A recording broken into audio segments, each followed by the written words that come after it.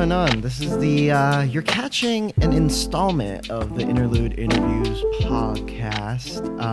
Well, actually, no, this isn't Interlude Interviews. What I'm saying, this is Naoto's Interlude. So you're catching episode. God, I'm probably like maybe 27, 28 right now. I should have this down pat, but yeah, no, I want to hold the fuck up. Hold on. Let me make sure this isn't gonna kill your ears. Hey, have you guys heard this Skip Marley and her song? Hey. Yeah, no, this shit is fire. Like, oh my fucking God. Like, this song is phenomenal, to say the least. God, it's so good. It's so good. I'm gonna turn it down a little bit. Yeah. So yeah, that was a Slow Down by Skip Marley and Her. I know I didn't get to the Her part, but it's a really good fucking song. You should listen to it. I wonder if she comes in at 33 seconds. Actually, no, I have no idea. So anyways, hey guys, it's been a while. I think the last time that you heard from me was before I went off into Toronto. But even then, yeah, I was planning on potentially setting up some interviews there, but that ended up not happening. Oh, let's fix this. So that ended up not happening. And then I wanted to do a recap podcast, but that didn't end up happening. You know what? I'm just going to come clean. I'm going to be real with you guys. I've dropped the ball for real. Like lately, I would say the past 2 months, I just haven't been consistent with output at all. And even with promises that I've made, you know, I haven't been able to follow through on that. And yeah, like at the end of the day, man, like I was thinking about how I could make this podcast and video and explain what's been going on, but there's no other explanation than I've definitely fallen off on my output. But you know what? What I've learned is that that's totally okay and that's human. I mean, in my internally, it's like burning me up inside, but I mean, it's okay in the sense that I won't ever let it bog me down and hinder my output and creative process. Because man, at the end of the day, dude, like just because you fall off with consistency doesn't mean you can pick that back up right where you left it, you know? So I'm doing that right now. I'm actually picking that ball up right now. And you know, like this year, I wanted to make more video content. So this is my form of creating video content. You see all this, creating video content, but also podcasting content as well at the same time. So it's always been a dream of mine to do something like this where I do a podcast and then create video content alongside with it, but not so much as like this is going to be strictly podcast audio, but make it digestible enough for a YouTube viewer. What I realized, what I've been thinking is that, like, for example, I think a lot of podcasts do a great job with putting out videos to go alongside with their podcasts, but since it's a pod, topics can just drag on. And I don't really want that. Like, I want what people see on YouTube to be efficient and to get to the punch. And of course, I mean, like, don't get me wrong, I'm going to be posting 20, 30-minute clips potentially, but I just want to try this out where I condense everything into a clean 10-minute video and see how those two channels hit at the end of the day, and how I can create enough incentive for, let's say, people that have found the YouTube clip to go on the podcasting thing. So maybe the podcast part will go more in depth, where the video part will be more condensed. So that's my plan. I've also, and I'm gonna be real as well. Like, I've also dropped the ball on getting interviews. Shit, I don't have any other excuse for that either. I was thinking of talking about like, hey, I moved to a new city, but I can't use that all the time because I've met some people already. Not, I still haven't built up my networks to where they were at when I was in university, but I'm ready for that right now. I wanna pod. I wanna interview some people. I wanna interview musicians and like get a sneak peek and like get a little bit of a window into their creative process. So that will be down the line as well. Any other updates for me? Any other updates? No, those two are the biggest ones. So um just stay tuned for more consistent shit because you know I no I mean, like, stay tuned for more consistent videos that's going to be dropping. Podcasting is also going to follow a very, very tight schedule. My mind keeps going back to that day where I tried pulling off 2 interviews in one day. I think I almost tried to pull off three. No, I ended up pulling off 3 podcasts in a weekend, and then I had so much like content, and that was liberating. I fucking love that. So I want to do that again as well. Man, it's been a while. It's been a while, y'all. I miss you guys.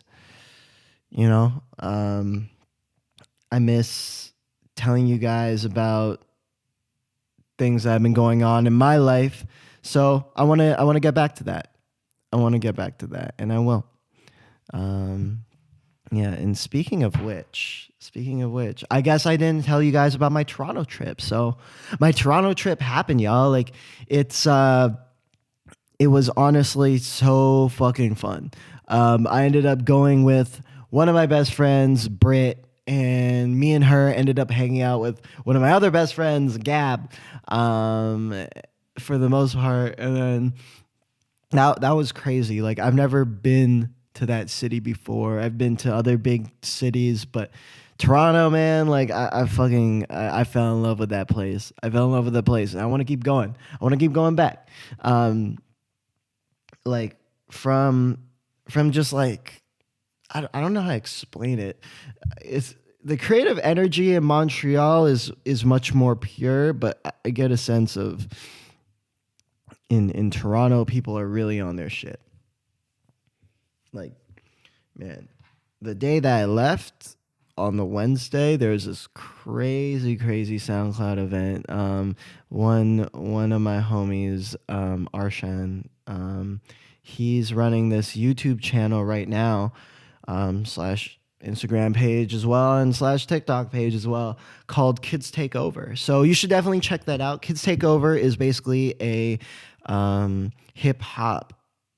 I would say it's more for interviews for sure. Like, that's more their style of content. That's their bread and butter, and that's where Arshan like fucking shines. He's amazing at that. And to see him putting out that high level output at 20 years old, like it's insane. Like he has this interview with Pierre Bourne now. Crazy. So Toronto was amazing. Asian food there, top notch. And that's the thing with Montreal, bro. Like Montreal's Asian food is honestly like not good. I mean, there are some good spots, but it's so rare. Like, maybe, like, honestly, of all the Asian spots, I don't think I can name 5 that are good. Like, okay, that's a lot.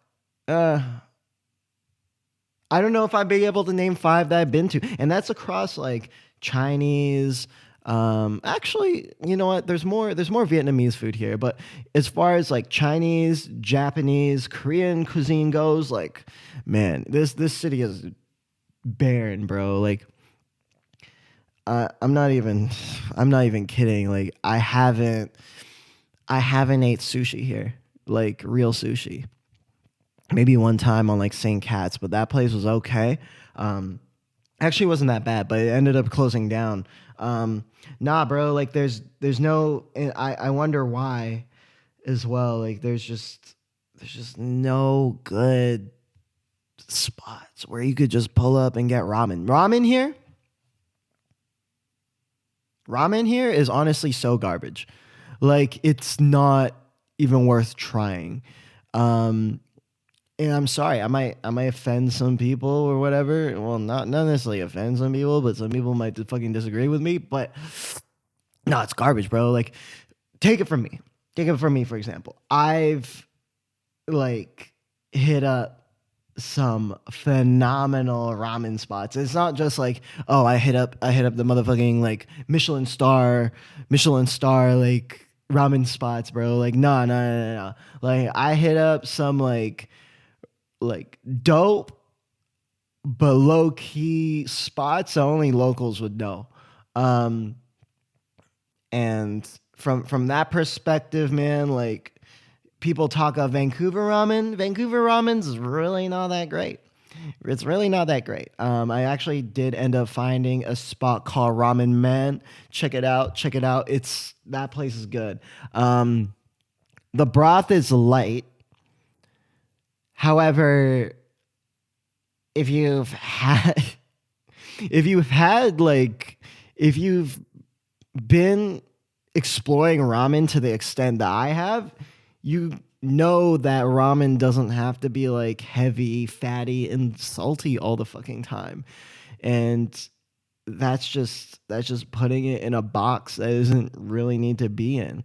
Like ramen as a dish can be more complex than that and should be more complex than that. Um, So, yeah, like man, if you're like trying to really judge ramen, bro, just don't be that close minded about this shit. Like I live this shit. I live this. So what was I talking about? I was talking about Toronto, and I got completely lost. But yeah, I went to Kensington Market. That was really fun. Um, Ended up exploring the town with the homie Gab as well. That was a great fucking time. Yeah, yeah. No, Toronto was great. Toronto was really, really great.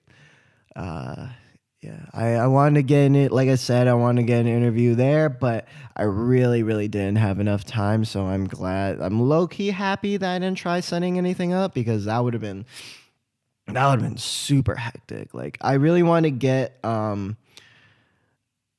this A&R named Raquel on an interview.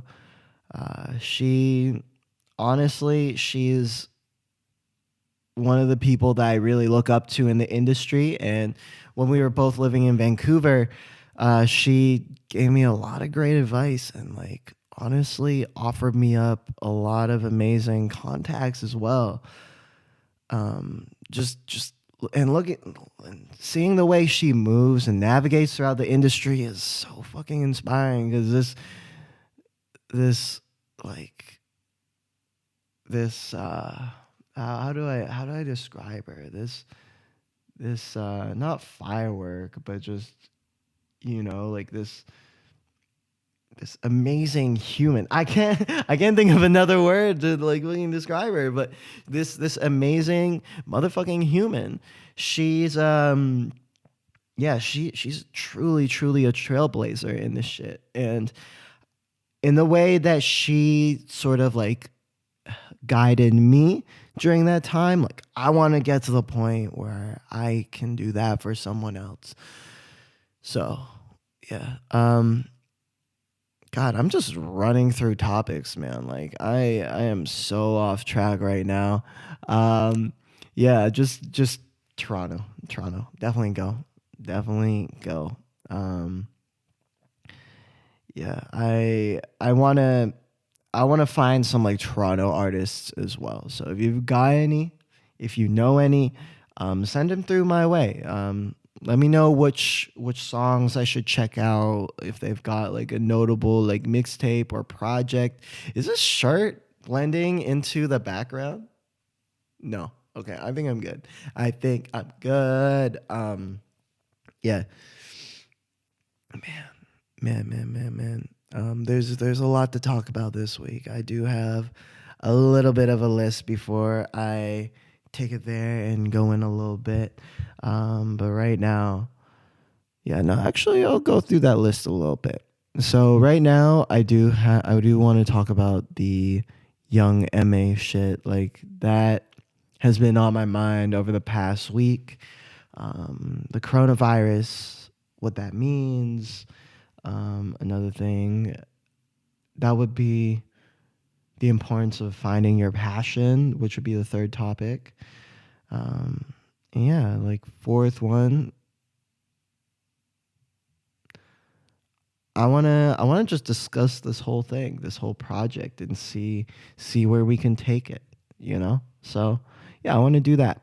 I want to do that. But in the meantime, I'm gonna take a little bit of a break right now. So yeah, stay tuned. Um, when the sound comes back in, that'll be, and we're back. So what's going on?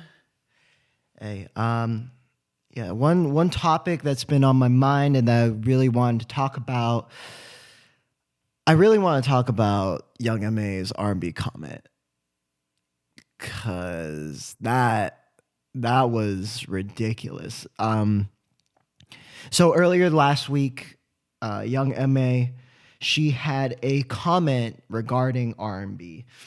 Um, One thing that she said was, or I think she might have had two tweets. No, actually, just one tweet that kind of shook up the R&B world, the hip hop world. You know what I'm saying? Like she said on Twitter, music don't feel the same because we barely have R&B. R&B brung that balance to music. Now everything is leaning one way, SMH, so it gets played out quick. We need R&B for the balance, no cap. I just the first thing that came to mind was where have you been these last few years? Because sure, like you might be able to make a case that R&B hasn't been heavily promoted like rap music, or maybe there haven't been a lot of great R&B rap crossovers like there were in the 90s and early 2000s.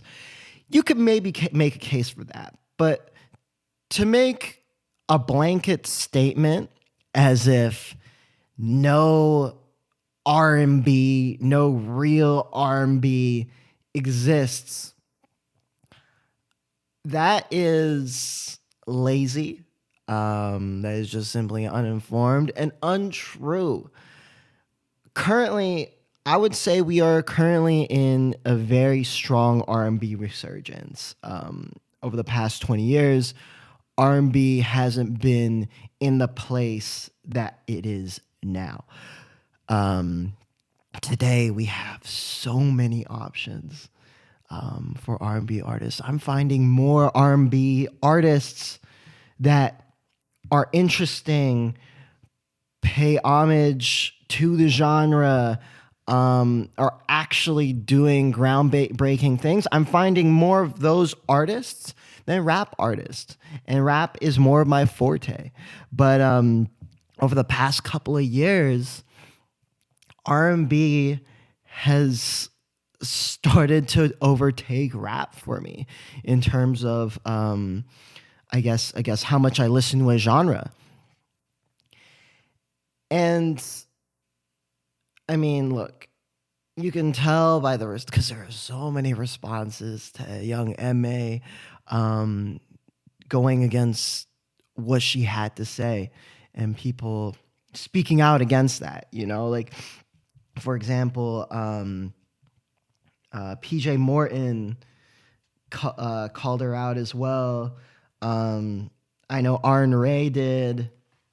Ari Lennox basically saying that statement's untrue, and it's like, do your research, do your motherfucking research. There's so many good R&B acts, and it's ridiculous. And I see some conversation going on about how maybe her point was that a lot of these R&B singers are whisper singers, which I think is a reach that she implied. That is 100% a reach. But even with that point, let's say someone makes that argument. Let's not say that Young M.A. made that argument, because she didn't. But let's say someone makes that argument, for example.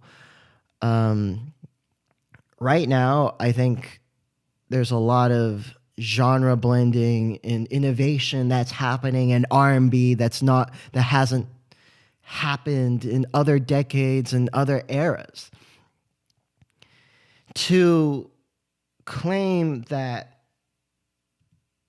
R&B pre the 2000s has more meaning and is more impactful to you is doing a disservice, and it's honestly a really dusty way to look at a music genre. It's not a respectable way to look at a music genre at all, because you are using your own personal bias and let's say like that situational bias that a lot of people, like what a lot of people get. Sorry, I stumbled that. Oh my God. What a lot of that situational bias that a lot of people get.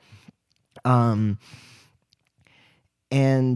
I think you're letting all that cloud your judgment. Just because you heard Jodeci and it hit for you a certain way doesn't mean that current R&B shit doesn't hit the same way for someone else. Do you know what I'm saying? Like to sort of be like, man, R&B these days doesn't have the same meaning. They don't talk about love. It's like, bro, Skip Marley and Her has a duet out that just recently came out that has people shipping them already.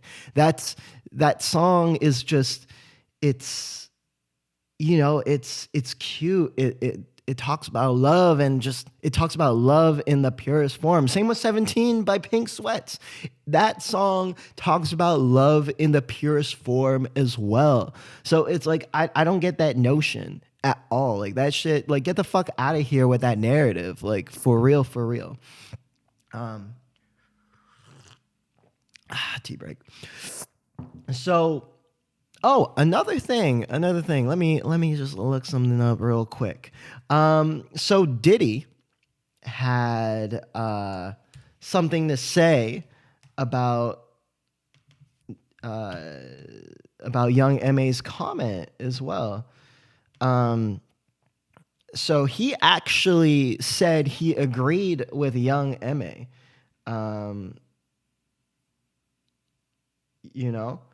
Like Diddy has said, let's see, he posted a story, an Instagram story, and he said, I'm in the lab right now, really on my mission to create this formula to bring true R&B back. I'm just playing some records because I'm about to have Making the Band create two of the world's biggest R&B groups. I'm doing two groups at one time, male and female. I'm just tapping through some of my R&B records I feel is real R&B records, just to use them as muses to the level of R&B that, the kind of R&B I make. Y'all know it's that super supreme level. Bro, oh man, I have so much respect for Diddy, and but like, okay, before I continue with that point, he also said this on Twitter. There's no smoke and mirrors when it comes to R&B. What? Oh my fucking god! And then he just continues to go on this tirade. It's time we bring R&B back. I mean, ri- ridiculous, ridiculous. Hold on, I'm gonna pause this real quick. Yeah, like that is. Oh my god, that accidentally played. But no, you know what? I'll play that. I'll play that real quick. And check this out. Before I go on, I made a very, very important decision for making the band. You know the show is coming back. We have our first auditions in Atlanta next weekend, okay? I'm gonna be watching and judging from my bed at home. I'm sending the Combs Cartel down there. But for clarity, I'm looking for singers. Singers. It's time we bring R&B back. Male and female singers. You could be any race, creed, color, sexuality, but you have to be able to sing. You have to be able to dance. I'm looking for future superstars. So, all the next generation of superstars, I want y'all to be clear. I'm looking for some R&B pop singers so we can make the biggest band in the world. Think NSYNC, 112, Destiny's Child, Fifth Harmony, The Supremes, The Temptations, 112, I said 112, Day 26, New Edition, BBD, In Vogue, TLC, superstars. So if you can sing, make sure that you send. So here's my issue with what Diddy's saying is I don't think he actually believes that there's not real R&B out there and that there aren't singers, singers, you know? Like there's no fucking way that Diddy actually believes this. I just think that with what I've seen is that he's using this moment to promote making the band. While I do truly believe that he's trying to make an R&B group, and don't get me wrong, he helped elevate Jodeci to the level that they got to. I think he started off as was he an intern? No, he wasn't an intern at Capitol, but he took the lead on, I think he was the A&R for Jodeci. I don't remember this. Actually, I'm going to look this up so I don't look like a fool, but yeah, like he let's see. Sean. Oh, so he was an intern with the responsibility to develop a new act. And that was his new act, Jodeci. So he helped them to elevate to the point that they got to, to break through that initial starting phase. So it's like, look, he does. I'm not underrating him as a producer at all. It's just I think he's using this moment to. No, it's not about I think. He's definitely using this moment to elevate his show and to bring eyeballs to the new show. That's it. That's all it is. So it's like, man, I'm saying all this to say that this anti-contemporary R&B stance is simply wrong. It's not right. Like you have to really, really not be looking for stuff to not find good R&B out there. There's Mac Ayers, there's fucking Her, there's SZA, there's Pink Sweats, there's Daniel Caesar, there's Snow Allegra, there's Baby Rose, and that list keeps going on and on, like these are people that can sing for real and have amazing, amazing voices. Like it just baffles me. It's ridiculous. I don't condone it. It's disgusting. It's lazy. It's the unmitigated gall of all of this. it's ridiculous, you know? So that's my 2 cents on it. Yeah. Yeah. Man, hope you enjoyed that segment because that shit right there that I just did, could you tell? I try to limit my swearing a little bit. So like my YouTube video will be all good to go and can be, well, I don't think I'm going to monetize anything yet, but that was a portion of my YouTube video that I'm going to put up. I'm going to break there and then I'm going to chop it all up. So hope you enjoy that when it comes out. It's going to definitely be way more condensed in terms of a video and all that. Oh, I thought my camera just froze. Not like this really matters. I mean, look, I'm going to put the whole podcast video onto onto YouTube, but I want to create individual clips from it, like I said, you know. So, man, I'm just so excited. I'm just so motherfucking excited for what's ahead and like the projects I'm gonna get in. Like I think it's gonna start clicking for me soon. It hasn't clicked for me yet, but you know. Oh, also, did you see my new tattoo? I don't know if you could see it. I don't know. I don't know if you could motherfucking see it. It's right here. I'm gonna try doing an awkward zoom. There we go. I can't. Here we go. Here it is. Here. Um, Basically, I got it in my inner arm, inner forearm. It's a skull I call it Medusa skull with two gold teeth. It looks great. Shouts out to Victor Vaclav. You can follow him on Instagram. His name is Vaclav, VACLAV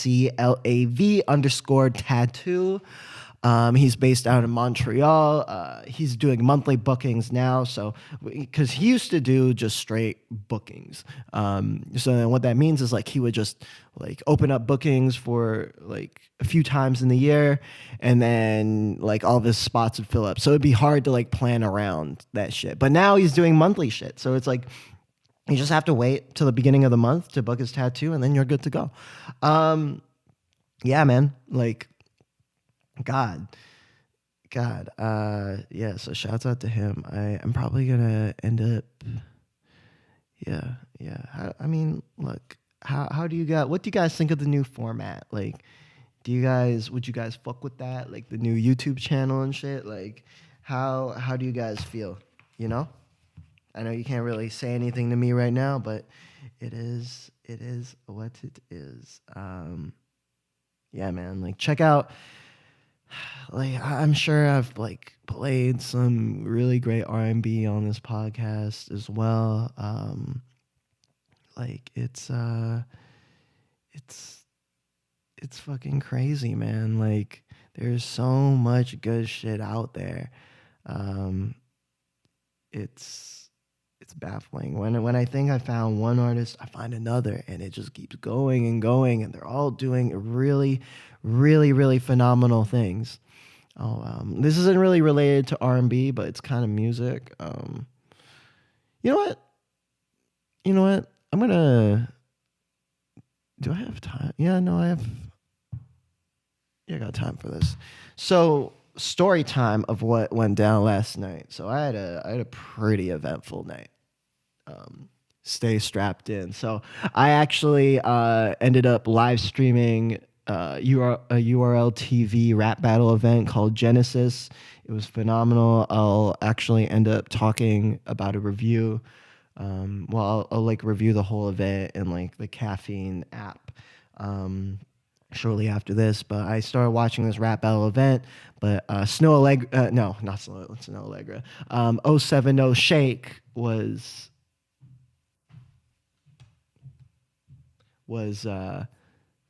set to perform. Yeah, she was set to perform on. Sorry, my neighbor distracted me. Yeah, 070 Shake was supposed to perform yesterday. What am I fucking saying? Yeah, she performed yesterday, so like around 8:30, I headed over. The battle rap event wasn't done, but then there were like still 3 more battles left. So I was like, whatever, this is fine. Um, and then I went to her show, saw her performance, dude. Like just seeing the way that her fans and I guess me, it's part of that fan base, like how everybody was just so like energized by her music. Like I could see that this shit is really hitting for people. Like this music is really has a really like profound effect on people's lives. And it's not just like, and I don't know if this is, I'm pretty sure it wasn't all ages because they were selling drinks there, but there's some like young ass, well, I mean like 18-year-olds that were like receiving this shit well. But then I also saw some like fucking like bald ass like 50-year-old dudes in the crowd as well. And it's just her talent is so fucking raw, and you could also tell that she just has that it factor. Even just being on stage, man. Like when she looked over into your direction, her gaze is so intense. It almost feels like she's looking straight at you. And like in the back of my mind, I knew she was just looking into the crowd. But I was like, holy shit, it looks like you're just looking into my soul. Like there's that, you know, like, and it was, her performance was fucking phenomenal, man. Like, oh my God, dude. Like I'm pretty sure I've talked about Modus Vivendi on this thing. Like, listen to that goddamn thing. Like, and if you ever get a chance, go watch 070 Shake. She's such a good performer. Like, oh my God. Like, she has so much energy on stage, and she just knows how to rile people up into like, you could tell that she genuinely gives a fuck about her fans, which is crazy that she has that level of empathy. It's because it's like when, at that point, when you deal with so many people, it probably becomes so hard to actually empathize, you know, like you could tell that she does. So shouts out to her, man. Like she was phenomenal. So after that show ended, I was like, oh shit, that like only one of the 3 battles left, like actually like went like happened while I was at this show. So I like rushed home because like my place was like 13 minutes away. Got back and then finished up the battles, and that was great. And then after that, you know, it was like a little bit past midnight. My homie hit me up.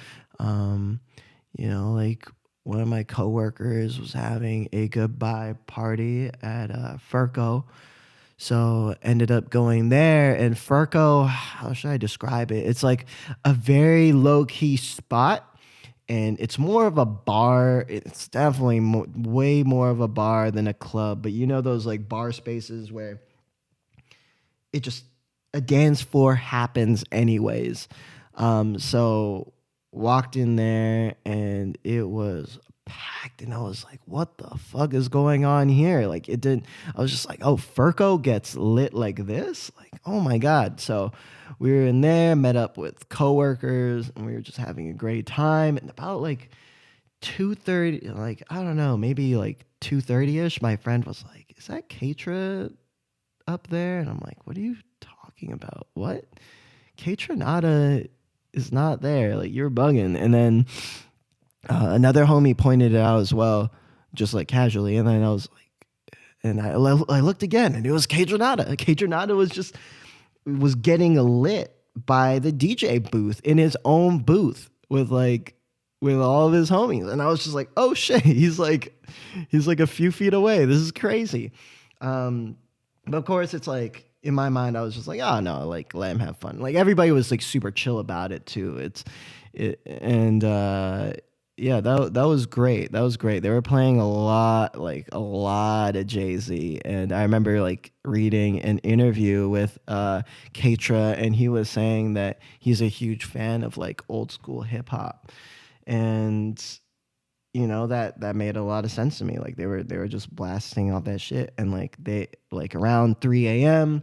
the night was pretty much over, and then somebody requested welcome to the party, so they put on welcome to the party, and then that I think that energized Kaytranada, so he went behind the DJ booth and started mixing an incredible throwback set mixed with like 2011 Drake, and it was fucking phenomenal. Like he was able to like play the Power remix with Jay-Z and mix to 645 for the trap.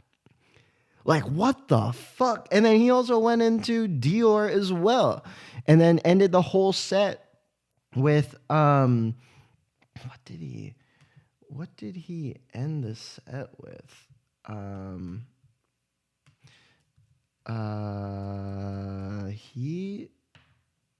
He ended the set with International Players Anthem. Like, what? How do you do that? Like, oh my God. And by the time his set was done, it was like 3:45 a.m. And that was honestly one of the best nights. Probably the best night I've ever had in Montreal. Like, that shit blew my mind, bro. Like, oh my God. And that's the thing with the city, man. It's like, it just has stuff like that happening. Like, oh my God. It's incredible, especially the contrast of Vancouver, where that would only be available to a certain group, and there would be gatekeepers there, like literal and not literal. Like it's crazy, that contrast, and everybody's the degree of separation from anybody that's doing anything in this city, very, very small. Like it's crazy. Like shouts out for real, like shouts out to Montreal, man, and shouts out to Kaytranada for that phenomenal set. I'm gonna play some music by Skyfall Sound. Just to hold it down while I take a little bit of a break. So when we come back, we got some other topics. I'll probably talk about battle rap for a little bit, but I might just like end this podcast on battle rap. But before that, I'm pretty sure I had another topic, but I don't really remember it. So stay tuned. Stay tuned. This is Skyfall Sound.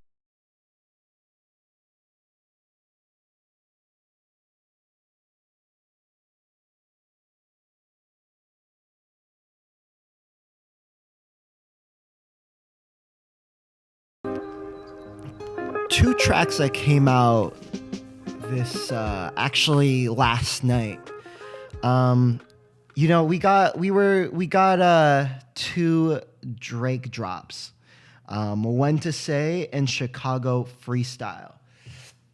Now, man, these I already heard them already like a few times, but I'm down to listen to them again, man. Like those two tracks, fucking phenomenal. Like this is like prime Drake but elevated. This is like the kind of shit that we as fans wanted to hear this whole fucking time, and now we have it. So I mean, let's hop into it right now. I'm gonna start this shit off with When to Say.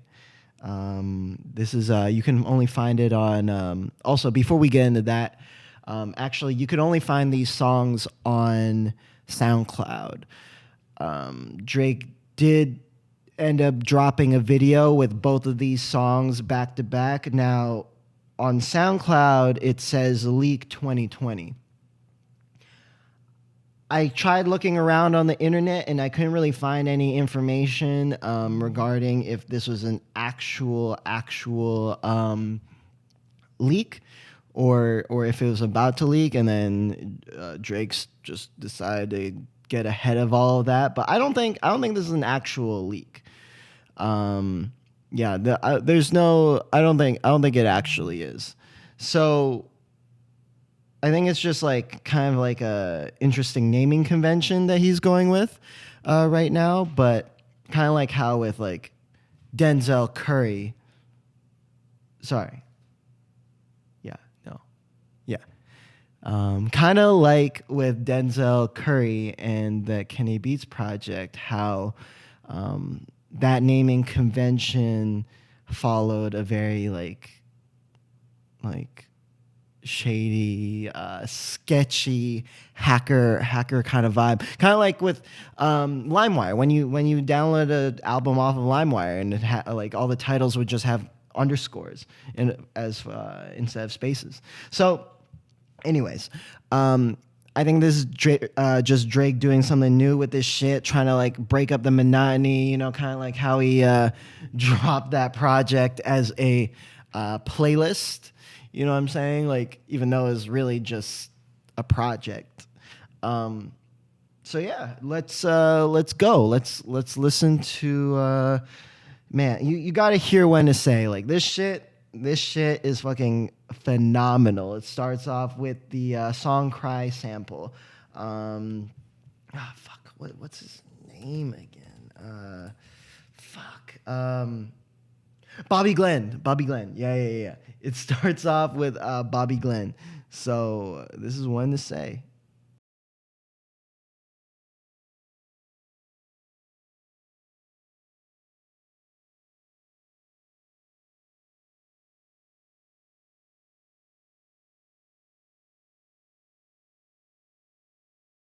You tell me what to do when I get there, you know?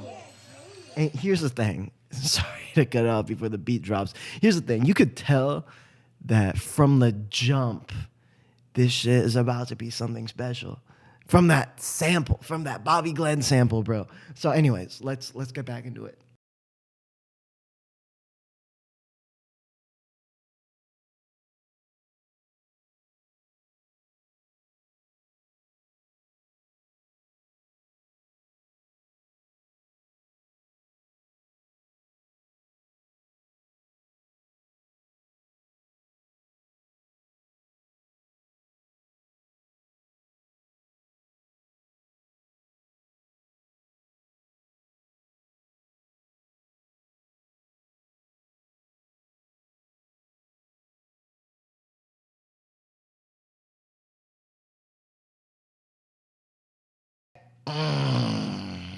Starts off very, very strong.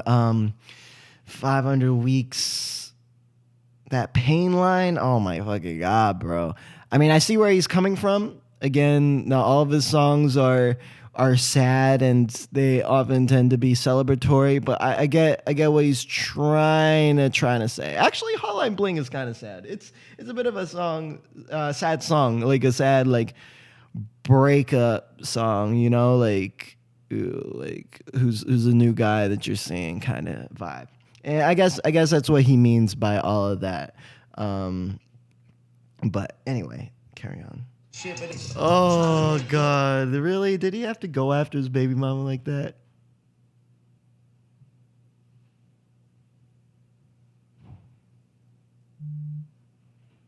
Yo, that's crazy. Yeah, anyways, god damn. Yeah, no, like honestly with Drake, he has certain lines where it's like only rappers on the upper echelon like Kanye and Jay-Z where they have these certain just braggadocious lines where it's like you have to be in a certain tax bracket or you've had to have accomplished this much in order to be able to say it. You know what I mean? Like I feel like it just hits different when you're just like, oh shit, this is facts. When you could throw around the number 500 million casually. And you're just like, okay, all right. Where oh man, like where it's like, of course it may be a little bit embellished, but it just hits different anyway.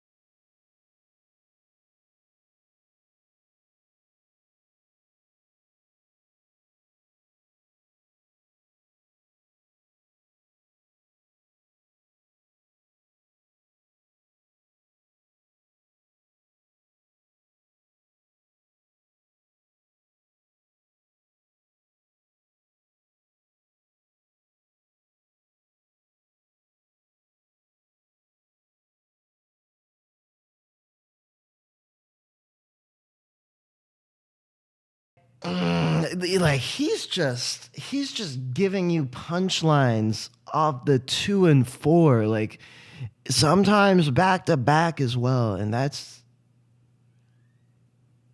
like that just shows, bro, like his shit.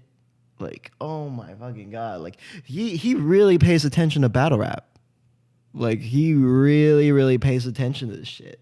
And you could tell because the way he's just doing setup punchline or punchline to set up to a punchline, like you could tell that he's a student of this shit. That he's really a part of this. And you know what? Like I'm not gonna play the whole thing. Otherwise it's just gonna be me like bobbing to it, like this shit isn't a reaction channel. At the end of the day, a reaction podcast. I mean, it kind of is. But yeah, no, like what more can I say? Like this song is phenomenal, and it's Drake at his best when it comes to rapping. Like, God, I've seen some people on Twitter, bro, that have like tried to downplay this, but you can't downplay it. So, oh shit. I also noticed that my lights are on, so you're gonna notice a change. Yeah, there we go. Yeah. Oh no. Oh no. Anyways, so yeah, you podcast folk can't see this shit, but I just had my regular lights on, along with my studio lights. So that's gonna be a motherfucker to edit and post. But I'll make it work. Yeah, what more can I say with that, man? Like that shit was fucking phenomenal, and I'm gonna keep listening to it, bro. Like the bars on here, a fucking one. Anyways, let's move on to the next track, Chicago Freestyle. God, yeah, Chicago Freestyle. It's featuring this very, very talented R&B singer that I would say, yeah, like I found him like a few weeks ago when I was like mining for R&B artists. Man, he fucking kills this shit. He kills this shit. Like, he kind of sounds like Sanfa, but not really. Like, oh my god, like this shit. It's just listen, this shit. Like this intro, if this doesn't automatically get you into that bag of thinking about an ex you shouldn't be thinking about. I don't know what the fuck you've experienced in your life, man. Like, this is Young M.A. R&B isn't dead. Fuck out of here. Like this. It's so goddamn good. It's so fucking good. Anyways, let's keep on going. And I'm so happy that Giveon is like getting his credit, at this point. Well, I mean, he doesn't really have a feature credit on here. It doesn't say featuring Giveon, but dude, like, this is so good. Hey. Truck to the plane, to the truck to the hotel lobby. Me, I go through underground garages, presidential suite. This flow too. This flow is crazy. Shower up and then we hit the club. Touchdown, gotta see what's up. Area code in my phone. What numbers do I still have? Who do I know from the past? Hit one, she say she got a man. Nose green, must have changed foes on the team. Man, these lines about texting exes, like he still got that shit, man. Like it's like I think Drake has the best like hitting up your ex bars. You know what I'm saying? Like, and like multiple exes at the same time. Like it's on that. Like, oh my god, crazy. Yeah, like, and the flow that he chose for this instrumental too, like this is like this instrumental, the way those chords, it kind of reminds me of that song he has with Sampha. God, what is it called? Motion. Yeah. Like this song like reminds me of Motion a little bit, but then he's like, but less singing on his part and more just like rapping. Oh, this is so good. Oh no! Oh no! Why did it switch? All right, let's go back to where. Wow. And he has another verse on this as well, bro. Like, oh my god, this shit is crazy. Like, I can't. Like, yeah, this both songs are tens, in my opinion. Both songs 10 out of tens. This is Drake at his best, man. I mean, definitely not saying he's like the best rapper of the current generation or of right now. Like, these songs aren't that. Like, it's not like, because yes, he is, his level of lyricism is high, but it's not like god tier. You know what I mean? Like, man, but it's what can I say? Like, if you haven't heard these songs already, like, I'd highly recommend like making your way over to SoundCloud or YouTube, where you can find both of these songs. Like, so phenomenal. It was a good day. It was a good day for this to drop. It honestly really did add to how special of a night last night was.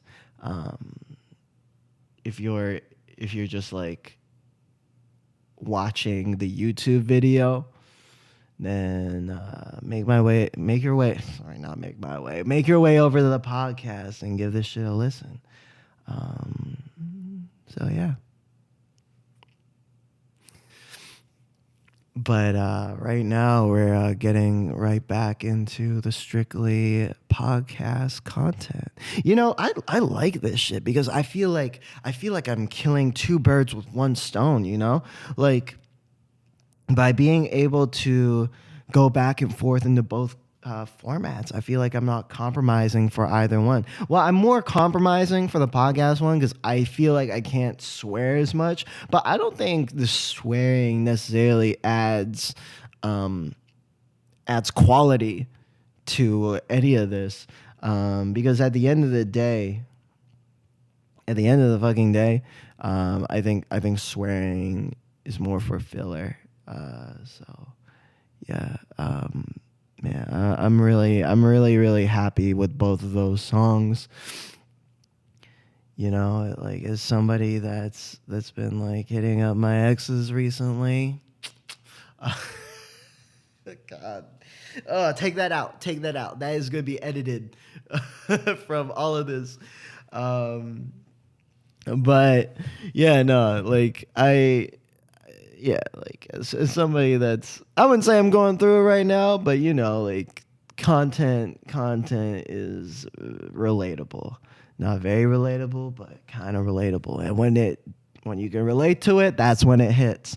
So yeah, shouts out to Drake, man. Like, dropped two great singles, and God, I know I shouldn't be like focusing on him so much because he's like the biggest artist in the world right now, probably, or at least like North American artist, because there's so much amazing music to have come out since I did the last podcast, you know. I only really got a chance to shout out Skip Marley, her, and Drake. So G Herbo's project I'm listening to right now, there's some heat on there. I will come back with my fully realized opinion next week. Lil Baby's project surprised me when I listened to it. Like, I'm actually enjoying it. Like, and not to say that I haven't enjoyed Lil Baby's projects in the past, but you know, like, actually, that's funny thing is, it's like I enjoyed his projects more than his singles, which is weird for Lil Baby, but I don't know why I thought it would be different this time around. Actually, it was quite the opposite.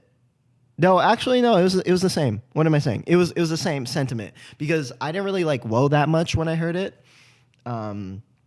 But there's songs on here that really, really hit, and even songs that people may consider fillers, they're not that bad. They're really not that bad. Oh man, I don't know if you guys heard Juicy Fruit's song "Psycho," but she has a remix with Rico Nasty. Shouts out to my brother for putting me on to that. Shouts out to you, Makoto. Actually, I want to get him on the podcast one day. I don't know if he'd be comfortable with that. I'm excited, bro. Like, cause I just have this like recent, no, literally like after last night, it just clicked for me. I was just like, I'm gonna get this person, this person, this person, this person. Like these 4 people would be great people to start off with for interviews or for whole episodes for this podcast. Like I'm like super, super down to just like reach out next week. Like I'm not gonna lie, and this sort of go back to what I was talking to before. It's just I felt like I was in a weird slump. It wasn't like writers or like a creative block or anything. It was like I just didn't have the drive necessarily, and I was trying to get used to being back here. But I should just done shit. So now I'm doing shit now. Hold on, I am doing shit now, and it's about to go down. It's really about to go down. I'm like so looking forward to all these projects I'm about to get on. So that's about it. Oh, and before we head out, did I put a timer on here? Yeah, before we head out, actually, I'm gonna stop the podcast video soon, considering I don't think I'll be able to play music on the podcast video, so I'm sorry about that. But since it'll be on YouTube, and I don't want to get this shit taken down for copyright infringement. Nah, fuck that. I wanna review the Battle Rap event last night. So last night, URL TV had an event called Genesis on this new platform called Caffeine. It's a live streaming platform. Drake became sponsored by it. It's really fucking good for battle rap. You had some like major battles on there, including Geechee Gotti versus New Jersey Twerk, Charlie Clips versus K Shine, Rum Nitty versus Jay West, O-Red versus JC. I'm forgetting another battle. John Don versus Chess. I'll give you a synopsis of who I think won of the battles I saw. John Don versus Chess. John Don 3-0. Body bag. Chess choked. He was not as confident. His material, his delivery wasn't as strong as he's shown it could be in the past, which is unfortunate because he was on a bit of a run this past year, and he did a really good job not choking and stumbling in battles, or I guess like last year in 2019. But I still think he should get the battle with K Shine. So that's my synopsis for that. I missed basically every single battle except I saw JC versus Charlie. No, sorry, K Shine versus Charlie Clips, but I fell asleep after the first round, basically, and then I just saw that most people had K Shine winning easily. So I guess K Shine won. Actually, no, I need to watch that battle back. And I watched Rum Nitty versus Jerry West. Rum Nitty 3-0. Jay West didn't do bad, but I think Rum Nitty outclassed him. Easily greatest puncher ever. His punchlines are fucking insane. Oh my God. And then after that, we got Geechee Gotti versus New Jersey Twerk, a battle that I've been hyping up for a very, very long time. And, I thought it would be a preference battle, but man, Geechee Gotti 2-1, if not 3-0. Like, even New Jersey Twerk's bars weren't it's not, his bars weren't that crazy too, man. Like I list trust me, I listen to battlers like while they're performing. For me, it's not just a performance thing for me. And I know New Jersey, what a lot of New Jersey twerk does is so dependent on performance. But like I've even caught, like he is an insane lyricist, and people don't talk about that at. Well, I mean, people do talk about it, but I think that aspect of him is underrated. I just think his material wasn't as strong, and it wasn't put together as well as he's normally put it together. And honestly, Geechee Gotti, like always, had a really, really great night. So, and in that second round, man, he like that second round by Geechee Gotti was brilliant. It neutralized what New Jersey twerk is about, and his slogans, his style, like his crew, like it was a very, very effective second. And that third, Geechee's third, was like, it was insane. It was really good. So yeah, that's my synopsis of URL TV's Genesis. So if you're listening to a YouTube video, peace out. I'm gonna get on along to the taste tester segment of my podcast. So yeah, let's get right into that.